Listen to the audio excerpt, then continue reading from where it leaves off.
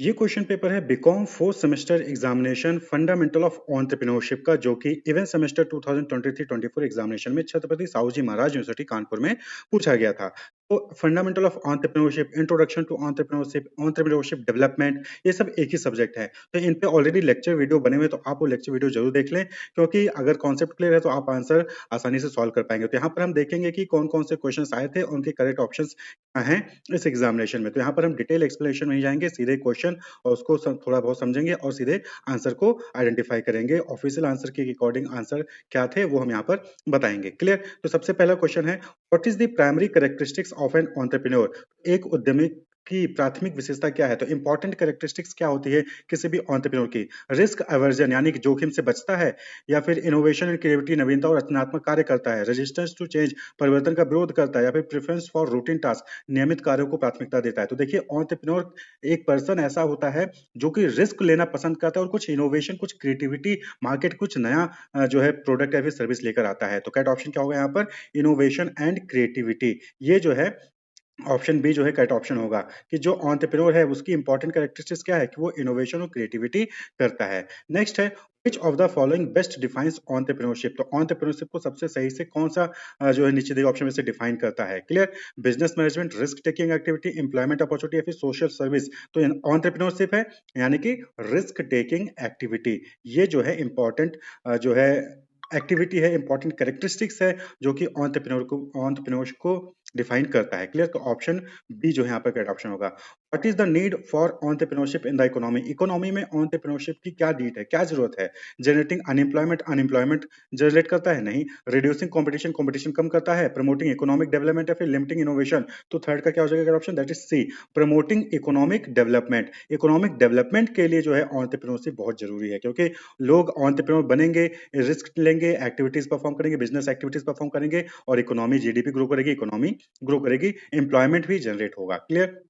Next है, which function is not typically associated with entrepreneurship? नीचे दिए ऑप्शन में से बताना है कि कौन सा है जो कि एंटरप्रेन्योरशिप से रिलेटेड नहीं है। Planning, organizing, controlling, following order? देखिए, planning, organizing, staffing, directing, controlling, ये सारे फंक्शंस तो एंटरप्रेन्योरशिप को भी परफॉर्म करने पड़ते हैं, मैनेजमेंट के फंक्शन जो होते हैं परफॉर्म करने पड़ते हैं। लेकिन फॉलोइंग ऑर्डर, एंटरप्रेन्योर खुद ही जो है मालिक होता है, तो उसको जो है ऑर्डर, किसी का ऑर्डर फॉलो करने की जरूरत नहीं है। तो ऑप्शन डी, ये जो है एंटरप्रेन्योरशिप से रिलेटेड एसोसिएटेड नहीं है। नेक्स्ट है, who propose the theory of innovative entrepreneurs? Innovative entrepreneurs की थ्योरी किसने जो है बताई थी? तो करेक्ट ऑप्शन है ऑप्शन ए, जोसेफ स्कम्पटन ने। जोसेफ स्कम्पटन ने कहा था कि एंटरप्रेन्योर जो होते हैं वो इनोवेटर होते हैं। क्वेश्चन 6 है, which theory suggest that entrepreneurship is an इनेट quality? Entrepreneurship जो है एक इनेट क्वालिटी होती है, जन्मजात गुण होता है। ये किसने कहा था? Theory of achievement motivation, theory of uncertainty bearing, theory of innovation, या फिर साइकोलॉजिकल थ्योरी? तो करेक्ट ऑप्शन है that is option A, theory of achievement motivation. ये जो है इस थ्योरी के अकॉर्डिंग एंटरप्रेन्योरशिप जो है एक इनेट क्वालिटी होती है। क्वेश्चन नंबर 7 है, what distinguishes a traditional entrepreneur from a modern entrepreneur? एक ट्रेडिशनल एंटरप्रेन्योर को मॉडर्न एंटरप्रेन्योर से क्या अलग करता है? Technology adoption, risk taking propensity, family background, educational qualification? तो करेक्ट ऑप्शन क्या हो जाएगा? Technology adoption. भाई, जो पुराना एंटरप्रेन्योर था वो टेक्नोलॉजी नहीं यूज करता, लेकिन जो मॉडर्न एंटरप्रेन्योर है वो टेक्नोलॉजी का यूज करके जो रिस्क लेते हैं और इनोवेशन और क्रिएटिविटी शो करते हैं। नेक्स्ट क्वेश्चन है, which characteristics is crucial for an entrepreneur to identify opportunities? Opportunities को आइडेंटिफाई करने के लिए एंटरप्रेन्योर को कौन सी इंपॉर्टेंट चीज है जो कि ध्यान रखनी चाहिए? नीचे दिए ऑप्शन में से बताना है। एवर्जन ऑफ चेंज, बदलाव से घृणा करना है, फिक्स्ड माइंडसेट, तय मानसिकता जो है रखनी चाहिए, fixed mindset, ability to adopt, अनुकूलन की क्षमता, या फिर फियर ऑफ फेल्योर, विफलता की भय होना चाहिए। देखिए, मार्केट में अपॉर्चुनिटीज को आइडेंटिफाई करना है, क्योंकि अपॉर्चुनिटीज को आइडेंटिफाई करेंगे तभी जो है आप उसके अकॉर्डिंग प्रोडक्ट को बनाकर जो है मार्केट में लॉन्च कर सकते हैं। तो इंपॉर्टेंट चीज क्या होगी? Ability to adopt. अडॉप्ट यानी कि जो भी चेंजेस हैं उस चीज को अडॉप्ट करना आना चाहिए। Correct option option C. Question number 9 है, which concept refers to the ability to gather resources and transform them into profitable venture? यानी कि यहाँ पर ये पूछ रहा है कि कौन सी वो जो है एबिलिटी है, कौन सी वो क्षमता है जहां पर रिसोर्सेज को गैदर करके फिर प्रॉफिटेबल वेंचर, प्रॉफिटेबल बिजनेस बनाया जा सकता है।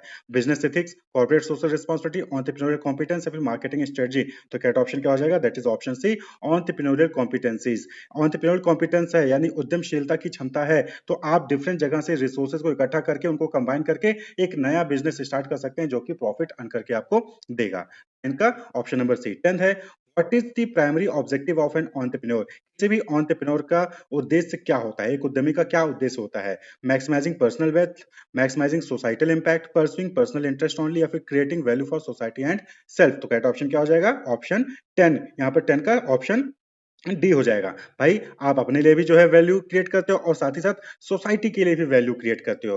ये किसी भी एंटरप्रेन्योर की जो है प्राइमरी ऑब्जेक्टिव होना चाहिए, अपने लिए भी जो है वैल्यू क्रिएट करना और साथ ही साथ सोसाइटी के लिए भी वैल्यू क्रिएट करना। क्लियर? तो option D is the correct option. Next question है, what does the term entrepreneur refer? Entrepreneur किस चीज को रेफर करता है? A person who works for a corporation, an individual who start and manage a business, someone who invest in the stock market, या फिर a government official. तो correct option क्या हो जाएगा? Entrepreneur is a person who take risk, who start and manage a business। तो question number 11 का correct option क्या हो जाएगा? Option B, an individual who start and manage a business. Next question है, which of the following is not a characteristics of an entrepreneur? नीचे दिए option में से कौन सा एंटरप्रेन्योर का कैरेक्टरिस्टिक्स नहीं है? एंटरप्रेन्योर का कैरेक्टरिस्टिक्स नहीं है। रिस्क टेकिंग प्रोपेंसिटी, जोखिम लेने की प्रवृत्ति, desire for stability and routine, स्थिरता और दिनचर्या की इच्छा, इनोवेशन एंड क्रिएटिविटी, या फिर प्रोएक्टिव एटीट्यूड। तो देखिए, जो एंटरप्रेन्योर है वो स्टेबल नहीं होता है, उसको डायनेमिक रहना पड़ता है। क्लियर? और रूटीन वर्क जो है वो फॉलो नहीं कर सकता है। तो पूछा गया कि कौन सा एंटरप्रेन्योर का कैरेक्टरिस्टिक्स नहीं है? रिस्क टेकिंग प्रोपेंसिटी होती है, इनोवेशन क्रिएटिविटी भी एंटरप्रेन्योर की कैरेक्टरिस्टिक्स है, और प्रोएक्टिव एटीट्यूड, सक्रिय रवैया भी जो है एंटरप्रेन्योर का कैरेक्टरिस्टिक्स है। लेकिन desire for stability and routine ये जो है एंटरप्रेन्योर की कैरेक्टरिस्टिक्स नहीं है। और क्वेश्चन में पूछा गया कि कौन सा नहीं है, तो 12th का क्या हो जाएगा? Correct option option B. Clear? Next question है, which quality is essential for a successful entrepreneur? नीचे दिए ऑप्शन में से बताना है कि कौन सी ऐसी कैरेक्टरिस्टिक्स है जो कि एक सक्सेसफुल एंटरप्रेन्योर के लिए जरूरी है। ए वर्जन ऑफ चेंज, बदलाव से घृणा, a dependence on other for decision making, preservance and resilience, या फिर resistance to learning new skill, नए कौशल को सीखने से प्रतिरोध। भाई अगर आपको एक सक्सेसफुल एंटरप्रेन्योर बनना है तो आपको जो है लर्निंग न्यू स्किल से जो है प्रतिरोध नहीं होना चाहिए, बल्कि नए स्किल सीखने चाहिए। ठीक है? आपको दूसरे पर भी जो है निर्भर नहीं रहना चाहिए। क्लियर? और वहीं पर वर्जन टू चेंज, बदलाव से घृणा भी नहीं होना चाहिए, क्योंकि अडॉप्ट आपको चेंज जो है अडॉप्ट करना होगा अगर एक सक्सेसफुल एंटरप्रेन्योर आप जो है बनना चाहते हैं। क्लियर? तो करेक्ट ऑप्शन यहाँ पर क्या हो जाएगा? That is perseverance and resilience, यानी दृढ़ता और लचीलापन होना चाहिए एक सक्सेसफुल एंटरप्रेन्योर के लिए। ठीक है? उसको जो है उसके अंदर दृढ़ता होनी चाहिए कि हाँ मुझे ये काम करना है, और फ्लेक्सिबिलिटी भी होनी चाहिए, एकदम रिजिड नहीं होना चाहिए। क्वेश्चन 14 है, what is one of the primary function of an entrepreneur? किसी भी एंटरप्रेन्योर का प्राइमरी फंक्शन क्या होता है? नीचे दिए गए 4 ऑप्शन में से बताना है। Following the same strategy as competitor, avoiding any form of risk, identifying opportunities and creating value, फिर maintaining the status quo. But obvious बात है कि एंटरप्रेन्योर का मेन फंक्शन क्या होता है कि वो मार्केट में क्या अपॉर्चुनिटीज को आइडेंटिफाई करेगा और उसके अकॉर्डिंग वैल्यू क्रिएट करेगा अपने लिए भी और साथ ही साथ सोसाइटी के लिए भी। क्लियर? तो करेक्ट ऑप्शन क्या हो जाएगा? Option C. नेक्स्ट क्वेश्चन है, which type of entrepreneur start a business with the aim of making a social और environmental impact? सोसाइटी के लिए इन्वायरमेंट पे कुछ इम्पैक्ट डालना है, इस एम से जो है वो बिजनेस स्टार्ट करता है। तो उस टाइप के एंटरप्रेन्योर को क्या कहते हैं? Lifestyle entrepreneur, serial entrepreneur, social entrepreneur, या फिर टेक्नोप्रेन्योर। तो करेक्ट ऑप्शन क्या हो जाएगा? That is option C, social entrepreneur. उस टाइप के एंटरप्रेन्योर को हम सोशल एंटरप्रेन्योर कहते हैं, जो सोसाइटी के लिए सामाजिक व्यवसाय होता है, जो सोसाइटी के लिए कुछ करना चाहता है, इन्वायरमेंट पर कुछ इम्पैक्ट पड़े उसका पॉजिटिव, इसलिए वो बिजनेस स्टार्ट करता है। क्लियर? नेक्स्ट क्वेश्चन है, which role is typically associated with the manager rather than an entrepreneur? तो नीचे दिए ऑप्शन में से बताना है कि कौन सा ऐसा ऑप्शन है जो कि मैनेजर से रिलेटेड है, एंटरप्रेन्योर से रिलेटेड नहीं है। Risk taker, decision maker, employ motivator, या फिर मार्केट इनोवेटर। तो यहाँ पर करेक्ट ऑप्शन हो जाएगा एम्प्लॉय मोटिवेटर। देखिए, जो मैनेजर्स होते हैं, जो मैनेजर होता है वो एम्प्लॉय को उनके अंडर काम करें, एम्प्लॉय को मोटिवेट करते हैं कि वो अपने काम को सही तरीके से करें। लेकिन risk taking, decision making, market में इनोवेशन करना, ये सब एंटरप्रेन्योर की कैरेक्टरिस्टिक्स होती है। पूछा गया था कि मैनेजर से कौन सा रिलेटेड है, तो एम्प्लॉय मोटिवेटर यहाँ पर मैनेजर से रिलेटेड है। Clear? Next question, what does the term entrepreneurial environment refer? Entrepreneurial environment किस चीज को रेफर करता है? नीचे दिए गए ऑप्शन में से आपको बताना है। तो that is an ecosystem that foster entrepreneurial activities. एक ऐसा इकोसिस्टम, एक ऐसा पारिस्थितिकी तंत्र जो कि एंटरप्रेन्योर को बढ़ावा देता है, एंटरप्रेन्योरशिप को बढ़ावा देता है, वही एंटरप्रेन्योरियल एनवायरनमेंट कहलाता है। क्लियर? नेक्स्ट है, which factor is not typically considered part of entrepreneurial environment? तो entrepreneurial environment का कौन सा नीचे दो ऑप्शन में से है जो कि पार्ट नहीं है? Access to capital, government regulation, lack of competition, या फिर अवेलेबिलिटी ऑफ स्किल्ड लेबर। तो करेक्ट ऑप्शन क्या हो जाएगा यहाँ पर? That is C, lack of competition. ये जो है entrepreneurial environment का जो है एलिमेंट नहीं माना जाता है, इसको हम entrepreneurial environment का जो है फैक्टर पार्ट नहीं मानते हैं। क्लियर? बाकी access to capital, government regulation, skilled labour की अवेलेबिलिटी, ये सब entrepreneurial environment के पार्ट हैं। हैं। नेक्स्ट है what does EDP stand for in the context of business. EDP क्या होता है बिजनेस के कंटेक्स्ट में, ईडीपी क्या होता है? तो that is entrepreneurial development programme. Entrepreneurship को डेवलप करने के लिए government different EDP programme conduct कराती रहती है। तो ईडीपी का मतलब है entrepreneurial development programme. Option B is the option. Next question, question number 20, which of the following is a primary objective of an entrepreneurship development program। किसी भी EDP का मेन ऑब्जेक्टिव क्या होगा नीचे दिए ऑप्शन में से? Promoting large scale corporation, reducing competition in the market, fostering entrepreneurship among individual, या फिर providing subsidies to existing business. देखिए ईडीपी का मेन मोटिव ये है कि ये एंटरप्रेन्योरशिप को डेवलप करता है, एंटरप्रेन्योर को जो है मोटिवेट करता है कि लोग एंटरप्रेन्योर बने। तो दैट इज 20 का क्या हो जाएगा? Option C, fostering entrepreneurship among individuals. Clear. Next question है, नेक्स्ट क्वेश्चन यहाँ पर 21 है, what is the main need addressed by an EDP. Entrepreneurship development programme से कौन सा इंपॉर्टेंट नीड है जिसको एड्रेस किया जाता है? Creating more bureaucracy, reducing innovation in the market, fostering a culture of entrepreneurship, या फिर increasing unemployment rate. Clearly fostering a culture of entrepreneurship. Entrepreneurship को ही बढ़ावा देने के लिए, एंटरप्रेन्योरशिप को ग्रो करने के लिए, लोग एंटरप्रेन्योरशिप की एक्टिविटी परफॉर्म करें, लोग एंटरप्रेन्योर बने, इसके लिए ईडीपी प्रोग्राम जो है वो रन किया जाता है। तो क्वेश्चन नंबर 21 का option number C. Question number 22 है, which of the following is not a typical step in an entrepreneurship development program। EDP programme का कौन सा स्टेप नहीं है? Idea generation and opportunity identification, developing a detailed business plan, discouraging risk taking behaviour, या फिर providing training and mentorship. तो EDP का कौन सा स्टेप नहीं है भाई? बट ऑब्वियस बात है कि ईडीपी एंटरप्रेन्योरशिप को बढ़ावा देता है, रिस्क टेकिंग बिहेवियर को बढ़ावा देता है। ये तो यहाँ पर ऑप्शन सी कह रहा है कि डिस्करेजिंग रिस्क टेकिंग बिहेवियर। तो ऐसा थोड़ी है, और ईडीपी रिस्क टेकिंग बिहेवियर को डिस्करेज नहीं करता है, यानी कि आप जोखिम ना लें, ऐसा नहीं कहता है। ठीक है, तो ऑप्शन सी 22 का ऑप्शन नंबर सी जो है ऑप्शन होगा। 23 क्वेश्चन देखें, तो what is the general outline of an EDP. किसी भी ईडीपी प्रोग्राम का, एंटरप्रेन्योरशिप डेवलपमेंट प्रोग्राम का जनरल आउटलाइन क्या होगा, जनरल रूपरेखा क्या होगी? Targeting only specific industries, following a structure curriculum, providing financial assistant only, या फिर इग्नोरिंग मार्केट रिसर्च। तो किसी भी ईडीपी का जनरल जो आउटलाइन होता है, रूपरेखा होता है, that is following a structured curriculum. तो यहाँ पर जो है एक स्ट्रक्चर करिकुलम डेवलप किया जाता है, एक संरचित पाठ्यक्रम डेवलप किया जाता है, और उसी के अकॉर्डिंग जो है लोगों को ट्रेनिंग प्रोवाइड की जाती है। क्लियर। नेक्स्ट है, what is one of the key achievement of an entrepreneurship development programme. नीचे दिए ऑप्शन से बताना है कि कौन सा एक की अचीवमेंट है, एक इंपॉर्टेंट अचीवमेंट है, उपलब्धि है किसी भी ईडीपी का। स्टिफलिंग इनोवेशन एंड क्रिएटिविटी, नवीनता और रचनात्मक को दबाना, increasing dependency on government aid, creating a pool of successful entrepreneur, या फिर fostering a fear of failure among participant. तो भाई ईडीपी का मेन मोटिव ये होता है कि एंटरप्रेन्योरशिप को डेवलप करना, that is creating a pool of successful entrepreneur. तो ऑप्शन नंबर सी 24 को ऑप्शन नंबर सी जो है करेक्ट ऑप्शन हो जाएगा। नेक्स्ट है, which of the following entities often provide government assistant and incentive for EDPs. तो नीचे दिए ऑप्शन में बताना कि कौन सा ऐसी एंटिटी है, कौन सा ऐसा ऑर्गेनाइजेशन है जो कि ईडीपी के लिए गवर्नमेंट असिस्टेंट प्रोवाइड करती है, इंसेंटिव प्रोवाइड करती है एंटरप्रेन्योरशिप डेवलपमेंट प्रोग्राम को कंडक्ट कराने के लिए। तो that is option C, government agencies. EDP programme जो है गवर्नमेंट एजेंसीज द्वारा जो है उसको फंड जो है वो मिलता है, इंसेंटिव्स मिलता है। नेक्स्ट है question number 26, what form and government assistant take in an EDP. EDP में गवर्नमेंट असिस्टेंट किस तरीके से मिलता है? Strict regulation and bureaucracy, monetary subsidies and grants, tax penalties for new business, या फिर ignoring the need of entrepreneur. तो question अगर ऑप्शन आप पढ़ें तो आप ऑटोमेटिक लगा सकते हैं कि ईडीपी जो है वो गवर्नमेंट असिस्टेंट कैसे मिलेगा, तो मॉनेटरी सब्सिडी और ग्रांट से। ठीक है, मॉनेटरी सब्सिडीज और ग्रांट से जो है ईडीपी में जो है वहां पर बेनिफिट मिलता है। तो दैट इज करेक्ट ऑप्शन क्या हो जाएगा? Option number B. Next question है 27 का। 27 क्वेश्चन आप यहाँ पे देखें, what is one incentive provided by government to encourage participation in EDP.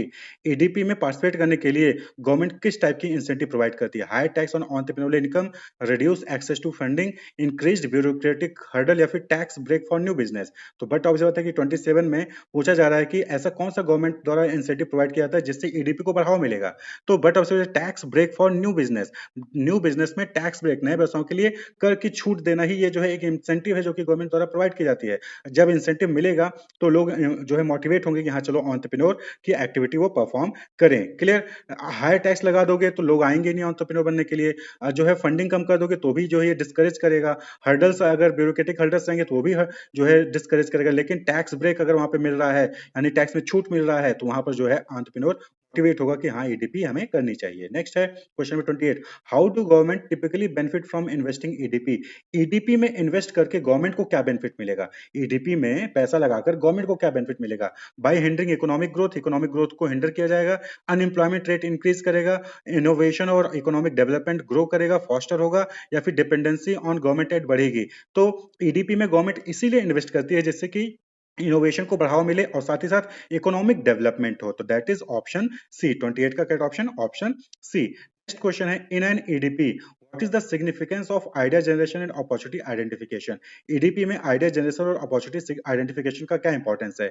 It discourage participants from starting a business, it form the foundation for developing a business plan, it focuses solely on theoretical concept, या फिर it limits participant creativity. देखिए, किसी भी business को run करने के लिए सबसे पहला इंपॉर्टेंट स्टेज होता है कि आइडिया को जनरेट करिए और अपॉर्चुनिटी को आइडेंटिफाई करिए कि मार्केट में अपॉर्चुनिटी कहाँ है, उसके अकॉर्डिंग आइडिया जनरेट करिए, फिर जो है प्रोडक्ट बनाइए, इनोवेशन करिए और फिर बिजनेस को वहां पर सेटअप किया जाता है। तो it form the foundation for developing a business plan. एक बिजनेस को डेवलप बिजनेस को बनाने के लिए, बिजनेस को खड़ा करने के लिए, बिजनेस प्लान को तैयार करने के लिए सबसे इंपॉर्टेंट बेसिस होता है आइडिया जनरेशन। बिना उसके जो है वहां पर आप बिजनेस को रन नहीं कर सकते हो, बिजनेस खड़ा नहीं कर सकते हो। नेक्स्ट है, What role does mentorship play in an EDP? EDP में जो मेंटोर होते हैं वो क्या रोल प्ले करते हैं? It increase competition among entrepreneurship के बीच में, एंटरप्रेन्योर के बीच में कंपटीशन को बढ़ाते हैं। ये गाइडेंस और सपोर्ट प्रोवाइड करते हैं पार्टिसिपेंट को। तो करेक्ट ऑप्शन क्या हो जाएगा? दैट इज मेंटोर है ना, तो मेंटोर क्या करते हैं? गाइडेंस और सपोर्ट ही तो देते हैं पार्टिसिपेंट को। तो ईडीपी में जो मेंटोर होते हैं वो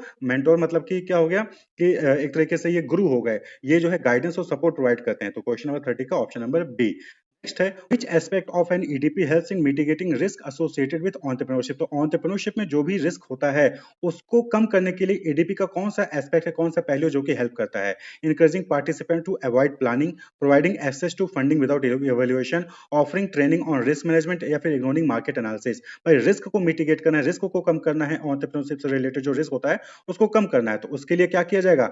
रिस्क मैनेजमेंट ट्रेनिंग प्रोवाइड किया जाता है, offering training on risk management. तो करेक्ट ऑप्शन क्या हो जाएगा 31 का? C option. नेक्स्ट क्वेश्चन है, how does an EDP contribute to job creation? Job creation में ईडीपी एंटरप्रेन्योरशिप डेवलपमेंट किस तरीके से कंट्रीब्यूट करता है?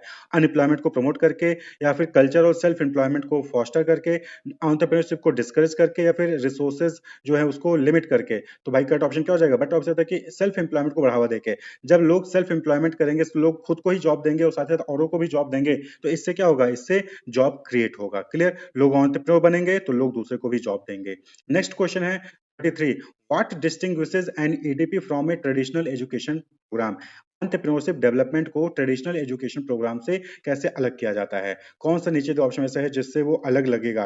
क्लियर? तो that is practical orientation towards the entrepreneurship, option number C. भाई एडीपी में जो है वहां पर प्रैक्टिकल नॉलेज पे फोकस किया जाता है, एंटरप्रेन्योरशिप रिलेटेड जो भी प्रैक्टिकल नॉलेज है उससे रिलेटेड वहां पर ट्रेनिंग दी जाती है कि ट्रेडिशनल एजुकेशन प्रोग्राम में कॉन्सेप्ट समझाए जाते हैं। क्लियर? नेक्स्ट है 34, which phases of an EDP involve formulating a detailed business plan? तो EDP का कौन सा वो स्टेज है जहां पर डिटेल्ड बिजनेस प्लान तैयार किया जाता है कि मार्केटिंग क्या होगी, नाम क्या होगा, प्रोडक्ट क्या होगा, वो सारी चीजें जो वहां पर प्रॉपर तैयारी की जाती है। Idea generation, evolution of opportunities, implementation, या फिर नन ऑफ द एबव? तो 34 का करेक्ट ऑप्शन क्या हो जाएगा? इंप्लीमेंटेशन। यहाँ पर जो है जो भी आपने आइडिया जनरेट किया है उसको इंप्लीमेंट किया जाता है, तो यानी कि यहाँ पर बिजनेस प्लान जो है फॉर्मुलेट करना स्टार्ट कर दिया जाता है। नेक्स्ट है, what is the ultimate goal of an EDP? EDP का यानी एंटरप्रेन्योरशिप डेवलपमेंट प्रोग्राम का अल्टीमेट गोल क्या है? Discussing entrepreneurial activities, fostering a culture of dependency, creating successful and sustainable business, या फिर encouraging unethical business practices? तो that is option C, creating successful and sustainable business। भाई ADP का main program तो यही है, एडीपी का मेन गोल तो यही है कि एक सक्सेसफुल एंटरप्रेन्योर बने और एक सक्सेसफुल बिजनेस जो है वो मार्केट में रन करे, जिससे कि कई लोगों को, सोसाइटी को भी वेलफेयर मिलेगा और जो है सेल्फ के लिए भी जो है वहां पर वैल्यू क्रिएट किया जाएगा एंटरप्रेन्योर द्वारा, एम्प्लॉयमेंट भी जनरेट होगी। तो 35 का सी ऑप्शन करेक्ट होगा। नेक्स्ट है, how can government encourage participation in EDP? EDP में पार्टिसिपेशन इंक्रीज करने के लिए गवर्नमेंट कैसे इंकरेज कर सकती है लोगों को? By imposing heavy taxes? नहीं। बाय रिड्यूसिंग ब्यूरोक्रेटिक हर्डल, नौकरशाही बाधाओं को कम करके? हाँ, इससे कर सकती है। By providing limited access to information? नहीं। नहीं, बाय डिस्करेजिंग इनोवेशन, इनोवेशन को डिस्करेज करके नहीं। तो करेक्ट ऑप्शन क्या हो जाएगा? बाय रिड्यूसिंग ब्यूरोक्रेटिक हर्डल, जो रूल रेगुलेशन होते हैं, जो फाइलों के चक्कर लगते हैं, अगर वो सब कम कर दिया जाए, यानी कि जो प्रोसेस है बिजनेस को स्टार्ट करने का वो कम कर दिया जाए, तो आसानी से जो है ईडीपी में लोग पार्टिसिपेट करने के लिए इंकरेज होंगे। तो 36 का बी जो है वो करेक्ट ऑप्शन हो जाएगा। क्लियर?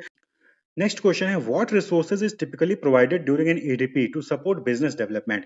बिजनेस को डेवलप करने के लिए ईडीपी में कौन से टाइप का रिसोर्स प्रोवाइड किया जाता है? एक्सेस टू आउटडेटेड टेक्नोलॉजी, जो पुरानी टेक्नोलॉजी है उसको दिया जाता है। Restricted access to mentor, mentor से आप ज्यादा कांटेक्ट नहीं कर सकते हैं। फंडिंग अपॉर्चुनिटीज या फिर लिमिटेड नेटवर्किंग अपॉर्चुनिटीज? तो करेक्ट ऑप्शन क्या हो जाएगा? Funding opportunities. ईडीपी में पैसे जो है वहां पर प्रोवाइड किए जाते हैं, फंडिंग दी जाती है बिजनेस ऑर्गेनाइजेशन को। अगर सही सही आइडिया है तो वहां पर पैसे प्रोवाइड किए जाएंगे जिससे कि बिजनेस को आप डेवलप कर सकें। नेक्स्ट है, नेक्स्ट क्वेश्चन है, which of the following best summarises the purpose of an entrepreneurship development programme? तो एंटरप्रेन्योरशिप डेवलपमेंट प्रोग्राम का क्या पर्पस है, नीचे दिए ऑप्शन में से आपको बताना है। To discourage innovation? नहीं। To create a supportive ecosystem for entrepreneur? Yes. ये जो है पर्पस हो सकता है एंटरप्रेन्योरशिप डेवलपमेंट प्रोग्राम का, कि ये जो है एक सपोर्टिव इकोसिस्टम डेवलप किया जाए जहां पर एंटरप्रेन्योर जो है वो सक्सेसफुली अपने बिजनेस को प्लान कर सके, रन कर सके। क्लियर? बाकी देखिए, to limit access, to promote dependency, ये दोनों ही नहीं होंगे। तो करेक्ट ऑप्शन 38 का दे है बी होगा। नेक्स्ट है, what is the primary focus of women entrepreneurship? Women entrepreneurship का प्राइमरी फोकस क्या है? Profit maximisation, social impact, market dominance या फिर पर्सनल फुलफिलमेंट? तो करेक्ट ऑप्शन क्या हो जाएगा? That is social impact. Society में जो है वुमेन को भी बढ़ावा देने का एक इंपॉर्टेंट जो है पर्पज है, फोकस है वुमेन एंटरप्रेन्योरशिप का। क्लियर? जिससे कि वो भी इक्वल आए। नेक्स्ट क्वेश्चन है, which of the following is a characteristics of a women entrepreneurship? Women entrepreneurship की क्या कैरेक्टरिस्टिक्स है, क्या जो है विशेषता है, नीचे दिए ऑप्शन में से। रिस्क अवर्जन, जोखिम से बचना, hierarchical leadership style, limited access to resources, संसाधनों तक सीमित पहुंच, या फिर preference for traditional business sector? तो देखिए, वुमेन एंटरप्रेन्योरशिप में क्या है कि अभी उनको रिसोर्सेज का एक्सेस जो है कंप्लीटली फुली नहीं मिला है, लिमिटेड एक्सेस मिला है रिसोर्सेज का। तो करेक्ट ऑप्शन क्या हो जाएगा यहाँ पर? That is limited access to resources. Clear? तो ऑप्शन सी जो है यहाँ पर करेक्ट ऑप्शन हो जाएगा। नेक्स्ट क्वेश्चन है 41, विच of the following is a common problem faced by women entrepreneur? तो वुमेन एंटरप्रेन्योर द्वारा, महिला उद्यमियों द्वारा कौन सी प्रॉब्लम है जो कि फेस की जाती है? ठीक है, ऑप्शन ए है over representation in decision making role, equal access of funding and finance, lack of government support programme, या फिर लो एजुकेशनल अटेनमेंट? तो कौन सी प्रॉब्लम है यहाँ पर? तो that is equal access of funding and finance. ये कहीं ना कहीं प्रॉब्लम है जो कि वुमेन एंटरप्रेन्योर द्वारा फेस की जा रही है। जो फंडिंग और फाइनेंस है वो इक्वल नहीं है अभी। क्लियर? नेक्स्ट जो 42 क्वेश्चन नंबर है, 42 क्वेश्चन नंबर है कि what is one step taken to promote women entrepreneurship? नीचे दिए ऑप्शन में से बताना है कि वो कौन सा स्टेप है जो कि वुमेन एंटरप्रेन्योरशिप को, महिला उद्यमी को बढ़ाने के लिए कदम उठाया गया है। Providing exclusive tax benefit for women owned business, implementing stricter regulation for women entrepreneur, limiting access of to networking opportunity, या फिर decreasing access to education for women? तो करेक्ट ऑप्शन क्या हो जाएगा? That is providing tax benefit for women owned business. आप देखेंगे government बहुत सारे ऐसे स्कीम्स निकालती रहती है जहां पर महिलाओं को छूट दी जाती है, महिलाओं को इजिली फंडिंग जो है वहां पर प्रोवाइड की जाती है जिससे कि वो एंटरप्रेन्योर बने। तो वुमेन एंटरप्रेन्योरशिप की प्रमोट करने के लिए ये इंपॉर्टेंट एक स्टेप है। क्लियर? 42 का ऑप्शन ए। नेक्स्ट है, which quality is essential for women entrepreneur? Women entrepreneur बनने के लिए कौन सी क्वालिटी होनी चाहिए? Risk aversion, lack of resilience, dependency, या फिर क्रिएटिविटी इनोवेशन? तो देखिए, कोई भी एंटरप्रेन्योर अगर बनना है तो क्रिएटिविटी एंड इनोवेशन ये होना चाहिए। तो 43 में करेक्ट ऑप्शन डी हो जाएगा। Next 44, which of the following is a characteristics of a woman entrepreneur?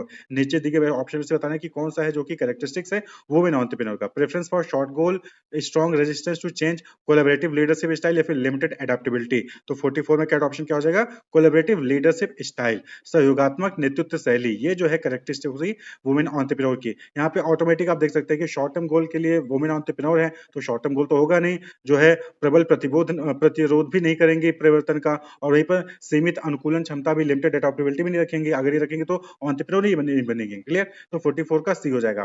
45 है, what is the significant barrier for women entrepreneur? Women entrepreneur के लिए बैरियर कौन सा है, एक बाधा कौन सी है? Equal access to education? नहीं, ये तो बाधा नहीं है।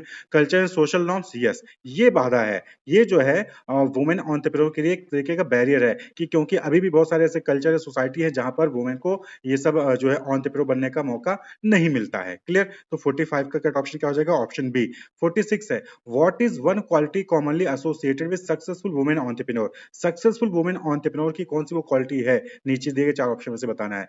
रिलक्टेंस टू टेक इनिशिएटिव, पहल करने की अनिच्छा यानी इच्छा नहीं है, over dependence on external support, persistent and resilience, या फिर अवॉइडेंस ऑफ नेटवर्किंग अपॉर्चुनिटीज। तो यहाँ पर जो है सक्सेसफुल वुमेन एंटरप्रेन्योर के लिए कौन सा एक सक्सेसफुल एक इंपॉर्टेंट कैरेक्टरिस्टिक या क्वालिटी होगा, तो दैट इज दृढ़ता और लचीलापन। जैसे कि मेन एंटरप्रेन्योर में, वैसे ही वुमेन एंटरप्रेन्योर में भी परसिस्टेंट और रेसिलियंस है, तो वो एक सक्सेसफुल वुमेन एंटरप्रेन्योर बन सकती हैं। क्लियर?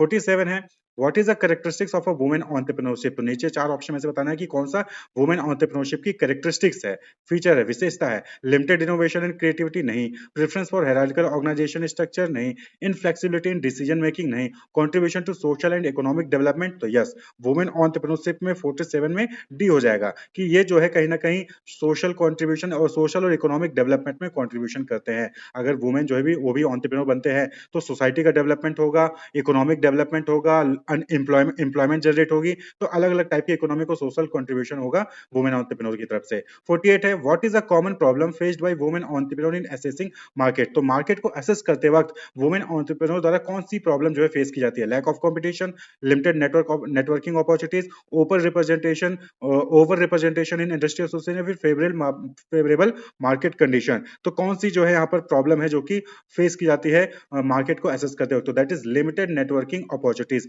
सीमित नेटवर्किंग अवसर। यहाँ पर वुमेन एंटरप्रेन्योर के पास उतनी अपॉर्चुनिटीज अवेलेबल नहीं होती हैं कि वो मार्केट को इजिली जो है एक्सेस कर सके। क्लियर? तो ऑप्शन बी जो है यहाँ पर करेक्ट ऑप्शन हो जाएगा, लिमिटेड नेटवर्किंग अपॉर्चुनिटीज, उतना कॉन्टैक्ट, उतना दौड़ भाग ये नहीं कर पाते हैं। नेक्स्ट क्वेश्चन है कि what is one step taken to promote women entrepreneurship in rural areas? Rural areas में वुमेन एंटरप्रेन्योर को बढ़ावा देने के लिए कौन सा स्टेप लिया गया है? तो ऑप्शन ए है decreasing access to technology, providing access to micro finance scheme, restricting access to market, या फिर डिसरिगार्डिंग कल्चरल सेंसिटिविटीज। तो कौन सा वो स्टेप है जिसके द्वारा वुमेन एंटरप्रेन्योरशिप रूरल एरियाज में बढ़ावा मिलेगा, वुमेन एंटरप्रेन्योर और बनेंगी? तो बट ऑब्वियस बात है कि जब आप उनको माइक्रो फाइनेंस की सुविधा देंगे, उनको फाइनेंस की सुविधा देंगे, तो वुमेन एंटरप्रेन्योर को बढ़ावा मिलेगा। तो that is option B, the providing access to micro finance scheme. Clear? कि उनको भी जो है आसानी से फाइनेंस जो है वो इजिली अवेलेबल हो जाए। नेक्स्ट क्वेश्चन है जो है 50, विच quality is essential for women entrepreneur in overcoming challenges? तो कौन सी क्वालिटी होनी चाहिए वुमेन एंटरप्रेन्योर में जिससे कि वो जो भी चैलेंजेस है उससे ओवरकम हो सके, उसको दूर कर सके? प्रोक्रास्टिनेशन यानी टालमटोल, लैक ऑफ एडेप्टेबिलिटी अनुकूलन क्षमता का अभाव, कमी, कॉन्फिडेंस एंड सेल्फ बिलीफ आत्मविश्वास और आत्मविश्वास, या फिर अवॉइडिंग ऑफ रिस्क टेकिंग जोखिम लेने से बचें? तो वुमेन एंटरप्रेन्योर को सभी चैलेंजेस से दूर होने का, सभी चैलेंजों को दूर करने का एकमात्र उपाय है कॉन्फिडेंस एंड सेल्फ बिलीफ। यानी कि अगर वो कॉन्फिडेंट है, अपने ऊपर कॉन्फिडेंट है, खुद पे विश्वास है, तो वो जो है अपने सभी चैलेंजेस को दूर कर सकते हैं। क्लियर? नेक्स्ट क्वेश्चन है 51, यहाँ पर है what is one characteristics of women entrepreneurship? नीचे चार ऑप्शन में से बताना है कि कौन सा वुमेन एंटरप्रेन्योरशिप की कैरेक्टरिस्टिक्स है। Preference for isolation and solitude, resistance to collaboration, diverse leadership style, या फिर एवर्जन टू मल्टीटास्किंग। तो दैट इज यहाँ पर है diverse leadership style. Women entrepreneurship की एक इंपॉर्टेंट कैरेक्टरिस्टिक है कि यहाँ पर डिफरेंट जो है नेतृत्व शैलियां होती है वुमेन एंटरप्रेन्योरशिप में। नेक्स्ट क्वेश्चन है what is one step taken to address the problem of gender bias in entrepreneurship? तो एंटरप्रेन्योरशिप में जो जेंडर बायस होता है, लैंगिक भेदभाव होता है, उसको दूर करने के लिए क्या स्टेप लिया गया है? Reinforcing traditional gender role, implementing gender blind policies, excluding women from leadership role, या फिर limited access to education for women. तो उसके लिए क्या कदम किया गया है? तो दैट इज लिंग अंध नीतियों को लागू करना, जेंडर ब्लाइंड पॉलिसीज लागू करना, जहां पर आप किस जेंडर से हैं उससे कोई मतलब नहीं है। इंप्लीमेंटिंग जेंडर ब्लाइंड पॉलिसीज, तो option B is the correct option है। इसके द्वारा जो है जो जेंडर बायस होता है वो नहीं होगा। क्वेश्चन 54 है what is the quality that contributes to the success of women entrepreneur? तो एक सक्सेसफुल वुमेन एंटरप्रेन्योर बनने के लिए कौन सी क्वालिटी होनी चाहिए?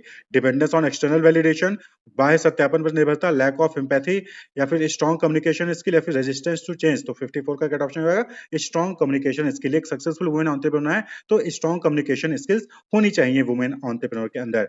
55 है what is a common characteristics of a women entrepreneurship? तो चार में से बताना कि कौन सी कैरेक्टरिस्टिक्स है वुमेन एंटरप्रेन्योरशिप की। तो सीधे आंसर पे चलते हैं, that is emphasise on collaborative partnership, emphasis on collaborative partnership. ये जो है यहाँ पर करेक्ट ऑप्शन होगा ऑप्शन सी। नेक्स्ट है what is one step taken to promote women entrepreneurship in STEM field? तो स्टेम फील्ड में जो है वुमेन एंटरप्रेन्योरशिप को प्रमोट करने के लिए कौन सा एक इंपॉर्टेंट स्टेप है यहाँ पर जो लिया जाता है? तो that is providing access to mentorship program. तो मेंटोरशिप प्रोग्राम में एक्सेस, मेंटोरशिप प्रोग्राम में भी इनको जो है भागीदारी मिले, इनको जो है एक्सेस मिले, उसका ये जो है इंपॉर्टेंट स्टेप है, जिससे कि स्टेम फील्ड में उनको जो है बढ़ावा मिलेगा वुमेन एंटरप्रेन्योरशिप को। नेक्स्ट है, what is the quality that distinguishes women entrepreneurship? Women entrepreneurship को नीचे दिए में से कौन सा ऐसा गुण है जो कि अलग करता है? Lack of ambition, reliance on external validation, ability to multitask and prioritise, या फिर प्रेफरेंस फॉर आइसोलेशन। तो 57 का करेक्ट ऑप्शन यहाँ पर क्या हो जाएगा कि अलग करता है अदर से, तो that is ability to multitask and prioritise. ये जो है यहाँ पर करेक्ट ऑप्शन हो जाएगा। क्लियर? Option C. नेक्स्ट है, what is the first step in the promotion of a venture?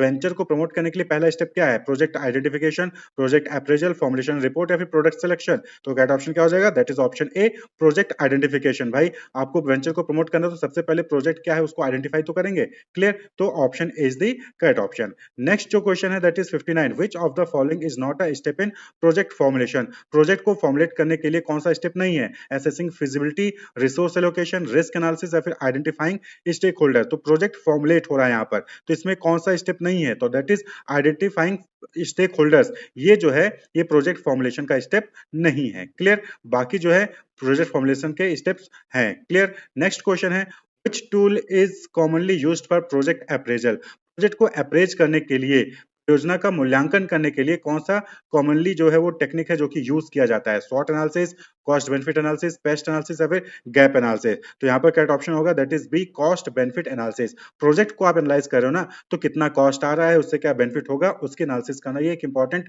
Tool है जो कि प्रोजेक्ट को अप्रेज करने के लिए, उसका मूल्यांकन करने के लिए यूज किया जाता है। Question number 61, what is the purpose of a project report? Project report का पर्पस क्या होता है?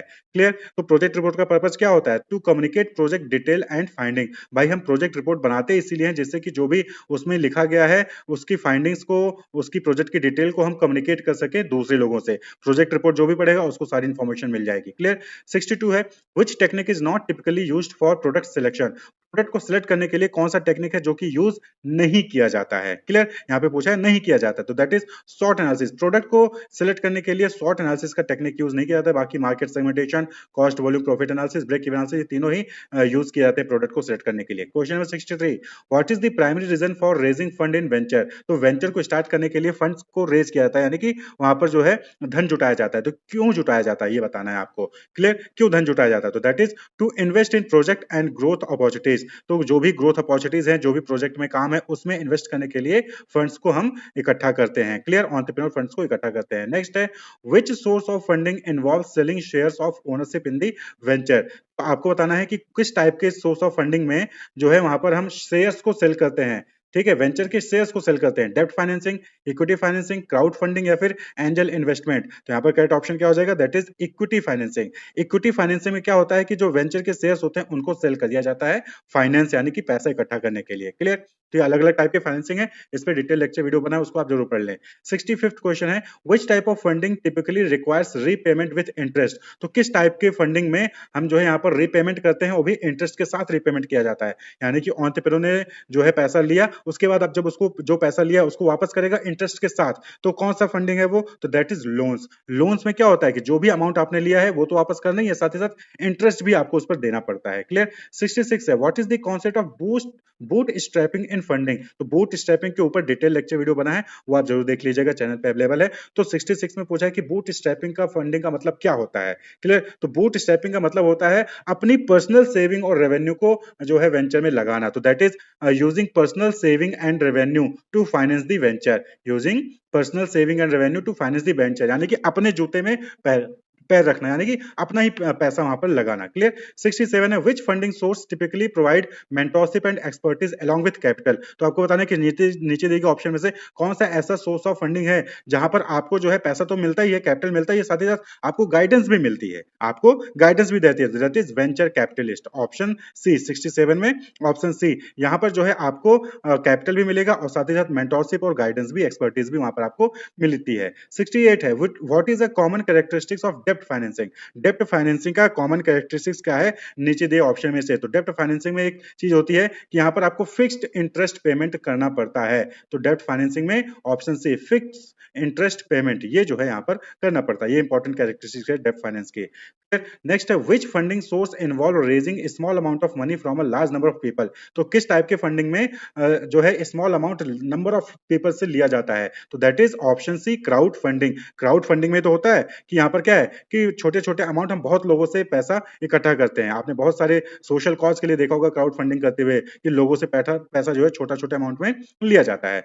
70 क्वेश्चन है what is the potential drawback of equity financing. Equity financing का क्या ड्रॉबैक हो सकता है, यानी कि जिसमें हम शेयर्स दे देते हैं कंपनी का, इस टाइप की फाइनेंसिंग में क्या प्रॉब्लम हो सकता है। तो that is option B loss of ownership control. भाई जब आप अपनी कंपनी का ओनरशिप ही एक तरीके से शेयर्स जो है आप जब दूसरे को दे दोगे तो आपके पास कंट्रोल नहीं रहेगा, एंटरप्रेन्योर के पास कंट्रोल नहीं रहेगा। तो लॉस ऑफ ओनरशिप कंट्रोल। 71 है which funding source is typically associated with high risk high return investment. तो किस टाइप का जो फंडिंग है जहां पर हाई रिस्क भी होता है और हाई रिटर्न भी होता है। क्लियर, तो वो कौन सा सोर्स ऑफ फंडिंग है, तो that is venture capital. Venture capital में रिस्क भी ज्यादा होता है और लेकिन यहाँ पर प्रॉफिट भी ज्यादा होता है। क्लियर, तो option C is the correct option, venture capital. Clear. Next question है which funding source does not require repayment or giving up ownership. तो किस टाइप की फंडिंग में ना ही ओनरशिप देने की जरूरत है और ना ही रिपेमेंट करने की जरूरत होती है, किस टाइप के फंडिंग में, तो that is option B grants. जब आपको कहीं से कोई पैसा मिल जाता है ग्रांट्स के रूप में, अनुदान के रूप में, तो ना ही आपको उसको वापस करने की जरूरत है और ना ही आपकी ओनरशिप उसमें जाएगी। क्लियर। नेक्स्ट है what is the primary role of a project appraisal. परियोजना मूल्यांकन का मेन ऑब्जेक्टिव क्या होता है, तो that is assessing the feasibility and viability of project. भाई प्रोजेक्ट अप्रेजल हम इसलिए करते हैं कि जो भी प्रोजेक्ट हम जो भी कंपनी स्टार्ट करने जा रहे हैं, वेंचर स्टार्ट करने जा रहे हैं, क्या वो फिजिबल है, क्या उससे वो जो है काम कर पाएगा, क्या उससे रिटर्न मिलेगा कि नहीं मिलेगा। क्लियर, ये सारी चीजें चेक किया जाती है, तो प्रोजेक्ट अप्रेजल में ये चीज होता है। 74 है what is the primary objective of a product selection technique. Product को सेलेक्ट करने की टेक्निक का प्राइमरी ऑब्जेक्टिव क्या होता है।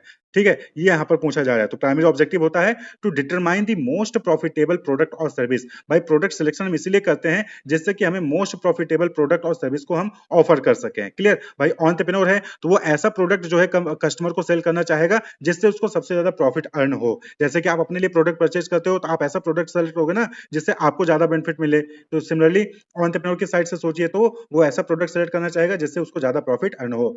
Which source of funding typically involve selling A portion of ownership in the venture. तो सेम अगेन ये question repeat हुआ है, तो यहाँ पे क्या हो जाएगा इक्विटी फाइनेंसिंग। इक्विटी फाइनेंसिंग में जो है यहाँ पर ओनरशिप जो है वो एक तरीके से सेल की जाती है, शेयर्स हम यहाँ पर जो है देते हैं फंड्स को रेज करने के लिए। क्लियर। नेक्स्ट है what is the primary purpose of a project report. Project report का प्राइमरी पर्पस क्या होता है, तो ये क्वेश्चन फिर रिपीट हुआ है, to communicate project details and finding. Project की डिटेल्स को कम्युनिकेट करने के लिए, प्रोजेक्ट की फाइंडिंग्स को कम्युनिकेट करने के लिए लोगों से, शेयर होल्डर से, स्टेक होल्डर से ये प्रोजेक्ट रिपोर्ट तैयार किया जाता है। क्लियर। नेक्स्ट क्वेश्चन है which funding source involve raising capital from individual और इंस्टीट्यूशन इन एक्सचेंज फॉर डेप्ट और इक्विटी। डेप्ट या इक्विटी के बदले जब हम किसी इंडिविजुअल इंस्टीट्यूशन से पैसा रेज करते हैं तो उसको क्या कहते हैं, तो that is bank loan. Option D यहाँ पर होगा करेक्ट ऑप्शन, बैंक लोन में ये चीज होती है। क्लियर। नेक्स्ट क्वेश्चन है 78। 78 में क्या है कि what is the first step in establishing a small business. Small business को एस्टेब्लिश करना है तो उसमें पहला स्टेप क्या होगा, यहाँ पर पूछा गया है पहला स्टेप क्या होगा, securing finance, identifying a business opportunity, hiring employ या फिर setting up a legal structure. तो 78 में करेक्ट ऑप्शन क्या हो जाएगा, भाई सबसे पहले आप बिजनेस अपॉर्चुनिटी को आइडेंटिफाई करोगे ना, तभी तो आप बिजनेस स्टार्ट कर पाओगे। तो आइडेंटिफाइंग अ बिजनेस अपॉर्चुनिटी ये जो है पहला स्टेप होगा किसी भी बिजनेस को स्टार्ट करने से पहले। क्लियर, तो ऑप्शन बी जो है यहाँ पर करेक्ट ऑप्शन हो जाएगा, identifying a business opportunity. Next question है 79 which legal structure is commonly chosen by small business due to its simplicity and flexibility. तो यहाँ पर डिफरेंट टाइप ऑफ जो है स्ट्रक्चर ऑफ ऑर्गेनाइजेशन है। ठीक है, टाइप ऑफ ऑर्गेनाइजेशन स्ट्रक्चर, तो कौन सा ऐसा स्ट्रक्चर है जो कि कॉमनली चूज किया जाता है स्मॉल बिजनेस के लिए। क्लियर, क्योंकि वो सिंपल होता है और फ्लेक्सिबल भी होता है। तो 79 का करेक्ट ऑप्शन क्या हो जाएगा, that is sole proprietorship. Sole proprietorship बहुत ही सिंपल और फ्लेक्सिबल होता है और स्मॉल बिजनेस के लिए जो है ये अच्छा होता है सोल प्रोप्राइटरशिप, बाकी तीनों ही बड़ी कंपनीज हो जाती हैं। ठीक है। नेक्स्ट है 80 what is the key characteristics of a small business in terms of their size. अगर हम स्मॉल बिजनेस की बात करें तो उनकी क्या इंपॉर्टेंट कैरेक्टरिस्टिक्स कैरेक्टरिस्टिक्स है, क्या इंपॉर्टेंट जो है विशेषता होती है, तो that is C limited number of employees. क्योंकि भाई छोटा स्मॉल बिजनेस है, स्मॉल बिजनेस है, तो यानी कि वहां पर नंबर ऑफ एम्प्लॉइज क्या होंगे, कम होंगे, लिमिटेड होंगे। क्लियर। 81 है, which of the following is not an objective of small business. Small business का कौन सा ऑब्जेक्टिव नहीं है नीचे दिए ऑप्शन में से, तो that is maximising shareholder wealth. क्योंकि भाई स्मॉल बिजनेस है तो यहाँ पर शेयर होल्डर की वेल्थ को मैक्सिमाइज करना मेन ऑब्जेक्टिव नहीं होता है। बाकी एम्प्लॉयमेंट अपॉर्चुनिटी दी जाती है, प्रॉफिट जनरेट करना भी मोटिव है, और इनोवेशन को बढ़ावा देना भी मोटिव होता है स्मॉल बिजनेस का। क्लियर। नेक्स्ट है, what is the primary importance of small business in the economy. तो इकोनॉमी में स्मॉल बिजनेस का क्या मेन इंपॉर्टेंस है, क्या मेन फायदा है, तो यहाँ पर क्या ऑप्शन हो जाएगा, that is providing a stable source of employment. भाई जो स्मॉल बिजनेस है एक तरीके से वो जो है एम्प्लॉयमेंट जो है वो जनरेट करते हैं। नीचे दिए ऑप्शन से ऑप्शन वही होगा। नेक्स्ट है 83,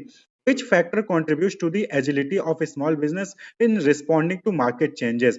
Which factor contributes to agility of a small business in responding to market changes? Market में जब कोई चेंज होता है तो उस केस में कौन सा फैक्टर है जो कि कंट्रीब्यूट करता है छोटे व्यवसायों को, स्मॉल बिजनेस को चपलता की के लिए, ठीक है, एजिलिटी के लिए, यानी वो चलते रहें। तो bureaucratic structure, large scale operation, limited resources, या फिर एक्सटेंसिव मार्केट रिसर्च, तो that is correct option limited resources. Limited resources ही हैं वो फैक्टर है जो कि स्मॉल बिजनेस की एजिलिटी में जो है वो हेल्प करता है। क्लियर, एजाइल हो जाते हैं। 84 है, what aspect of small business often allows for personalised customer service. What aspect of small business often allows for personalised customer service. तो स्मॉल बिजनेस में वो कौन सा फैक्टर है जिसकी वजह से पर्सनलाइज्ड कस्टमर सर्विस जो है वो देते हैं, यानी कि कस्टमर को जिस तरीके का चाहिए उस तरीके का प्रोडक्ट जो है देते हैं स्मॉल बिजनेस, वो कौन सा फैक्टर है। High employ turnover, small customer base, limited product offering, या फिर रिमोट लोकेशन। तो 84 का करेक्ट ऑप्शन क्या जाएगा, that is small customer base. भाई इनका कस्टमर बेस क्या होता है, स्मॉल होता है। जब कम ही कस्टमर होंगे तो वो पर्सनलाइज जो है वहां पर सर्विसेज कस्टमर को दे सकते हैं। नेक्स्ट है, what is the common challenges faced by small business during the establishment phase. तो जब स्मॉल बिजनेस एस्टैब्लिश किया जाता है तो उस वक्त कौन सी चैलेंजेस है जो कि फेस की जाती है स्मॉल बिजनेस द्वारा। Access to capital, overlapping target market, high economies of scale, या फिर सेंट्रलाइज्ड डिसीजन मेकिंग। तो 85 में करेक्ट ऑप्शन होगा एक्सेस टू कैपिटल। जब स्मॉल बिजनेस को जो है स्टेप एस्टैब्लिश करते हैं तो उस वक्त कैपिटल की जो है वहां पर कमी हो जाती है। नेक्स्ट है, क्वेश्चन है, which characteristics of small business often foster a strong sense of community involvement. छोटे व्यवसायों की कौन सी विशेषता अक्सर सामुदायिक भागीदारी को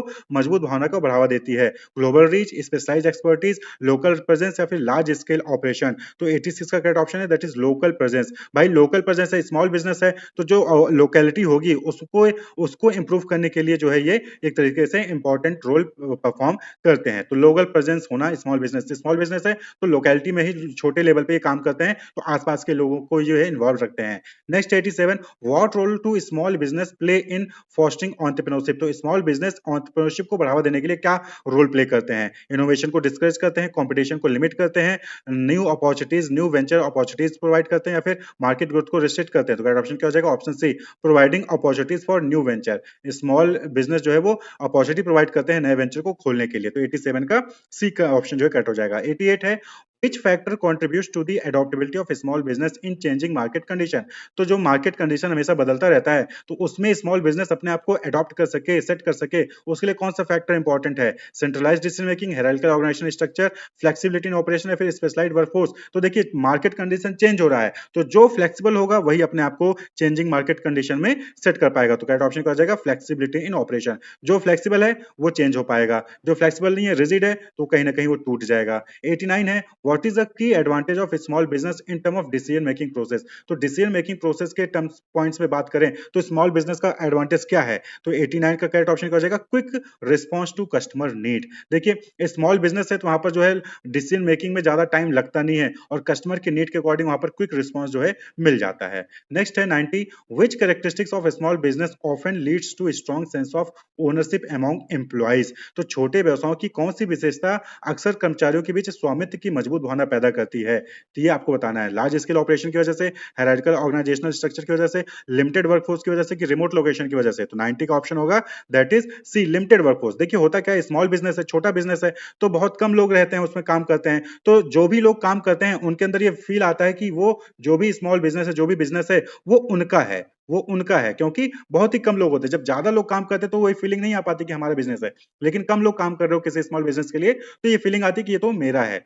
ये ओनरशिप वाली फीलिंग वहां पर आती है। 91 है, what is the primary focus of small business regarding innovation? तो स्मॉल बिजनेस का इनोवेशन को लेके क्या फोकस होता है? तो प्राइमरी फोकस क्या होता है इनोवेशन को लेके? तो that is C, incremental improvement. वो जो है इंक्रीमेंटल इंप्रूवमेंट करते रहते हैं अपने प्रोडक्ट में, अपने बिजनेस में, अपने सर्विसेज में। क्लियर? तो करेक्ट ऑप्शन क्या हो जाएगा? Option C, incremental improvement. Next है 92, what role do small business play in promoting economic diversity? तो स्मॉल बिजनेस इकोनॉमिक डाइवर्सिटी को प्रमोट करने के लिए, यानी कि जो आर्थिक विविधता है उसको प्रमोट करने के लिए क्या रोल प्ले करते हैं? तो 92 का करेक्ट ऑप्शन हो जाएगा C, offering niche product and services, विशिष्ट उत्पादों और सेवाओं की पेशकश करना। ये जो है इंपॉर्टेंट रोल है इकोनॉमिक डाइवर्सिटी को प्रमोट करने के लिए। 93 है, which factor contributes to the resilience of a small business during economic downturn? आर्थिक मंदी के दौरान छोटे व्यवसायों के लचीलेपन में कौन सा कारक योगदान होता है? तो 93 का करेक्ट ऑप्शन हो जाएगा diversification of product and services. Correct option क्या हो जाएगा? Option C. नेक्स्ट क्वेश्चन है 94, what is a common challenge faced by small business in accessing new market? तो नए मार्केट को एक्सेस करते वक्त कॉमन चैलेंजेस क्या होते हैं जो कि स्मॉल बिजनेस द्वारा फेस किए जाते हैं? तो that is limited brand recognition. Small business है, जिनका ब्रांड जो है जल्दी से कस्टमर रिकॉग्नाइज नहीं कर पाते हैं, तो ये जो है कहीं ना कहीं ये चैलेंज है। क्लियर? नेक्स्ट क्वेश्चन है 95, what aspect of small business often leads to personalised product and service? तो स्मॉल बिजनेस का वो कौन सा फैक्टर है, कौन सा एस्पेक्ट है जिसकी वजह से वो पर्सनलाइज्ड प्रोडक्ट और सर्विस जो है वो कस्टमर को दे पाते हैं? तो 95 का ये क्वेश्चन रिपीटेड फॉर्म में है, that is limited customer base. भाई कस्टमर बेस यानी कि सीमित ग्राहक आधार है, इसलिए जो है वो पर्सनलाइज्ड कस्टमर सर्विस जो है प्रोवाइड कर सकते हैं। जब आपको पता है कि आपके पास ये 50 कस्टमर है, तो उन 50 कस्टमर के अकॉर्डिंग जो है आप उनको जो है वहां पर सर्विस प्रोवाइड कर पाओगे। क्लियर? नेक्स्ट क्वेश्चन है, what is primary factor driving the growth of small business in digital age? तो डिजिटल एज में कौन सा फैक्टर जो कि स्मॉल बिजनेस को ग्रो करने में हेल्प करता है? तो correct option is that is e commerce platform. E commerce platform जो है ये एक्चुअली में स्मॉल बिजनेस को ग्रो करने में हेल्प करते हैं। आप देखिए तो फ्लिपकार्ट, अमेजोन, यहाँ पर जो है छोटे छोटे लोग अपना प्रोडक्ट लिस्ट करते हैं और उनके बिजनेस को ग्रोथ होती है, उनके बिजनेस का ग्रोथ हो रहा है, उनका प्रोडक्ट से लोअर डिमांड भी बढ़ रहा है। 97 है, which characteristics of small business often foster a culture of innovation and creativity? तो स्मॉल बिजनेस की वो कौन सी कैरेक्टरिस्टिक्स है, विशेषता है जो कि इनोवेशन और क्रिएटिविटी के कल्चर को बढ़ावा देता है? तो that is option C, flat organisational hierarchy. Flat organisational hierarchy वजह से जो है इनोवेशन और क्रिएटिविटी को वहां पर बढ़ावा मिलता है। नेक्स्ट क्वेश्चन है, that is which of the following is a primary role of financial institution in financing small business? Small business को फाइनेंस प्रोवाइड करने के लिए फाइनेंशियल इंस्टीट्यूशन का प्राइमरी रोल क्या होता है? तो that is option C, facilitating access to capital. भाई फाइनेंशियल इंस्टीट्यूशन इसीलिए होती हैं जिससे कि जो भी एंटरप्रेन्योर है, जो स्मॉल बिजनेस ऑर्गेनाइजेशन है, उनको आसानी से कैपिटल वहां पर मिल सके, उनको आसानी से फंडिंग जो है वो मिल सके अपने बिजनेस को रन करने के लिए। क्लियर? तो facilitating access to capital. Next question है 99, what type of financial institution typically provide loans to small business with favorable term? तो किस टाइप के फाइनेंशियल इंस्टीट्यूशन जो है वो स्मॉल बिजनेस को लोन प्रोवाइड करते हैं और वो भी फेवरेबल टर्म्स के साथ, यानी कि ज्यादा कठिन शर्तें नहीं होती हैं उनकी? Hedge fund, venture capitalist, commercial bank या फिर इंश्योरेंस कंपनीज? तो 99 का option commercial bank. Commercial bank जो है वो स्मॉल बिजनेस को आसान टर्म्स में लोन प्रोवाइड कर देते हैं। और नेक्स्ट है, which infrastructure facility is crucial for small business engaged in manufacturing activities? तो मैन्युफैक्चरिंग एक्टिविटीज में जो स्मॉल बिजनेस इन्वॉल्व हैं उनके लिए कौन सा इंफ्रास्ट्रक्चर फैसिलिटी जो है वो इंपॉर्टेंट होता है? Clear? High speed internet, access to raw material, public transportation या फिर कल्चरल एमिनिटीज? तो मैन्युफैक्चरिंग इंडस्ट्रीज में जो इन्वॉल्व हैं उनके लिए कौन सा इंफ्रास्ट्रक्चर फैसिलिटी जो है इंपॉर्टेंट होगा? तो that is access to raw material. भाई मैन्युफैक्चरिंग कर रहे हैं ना, तो उनको रॉ मटेरियल चाहिए होगा, तो रॉ मटेरियल आसानी से मिल जाए, यही जो है उनके लिए इंपॉर्टेंट फैक्टर होगा। क्लियर? तो ये जो है क्वेश्चंस थे एंटरप्रेन्योरशिप को लेकर। Wish you all the best, keep watching.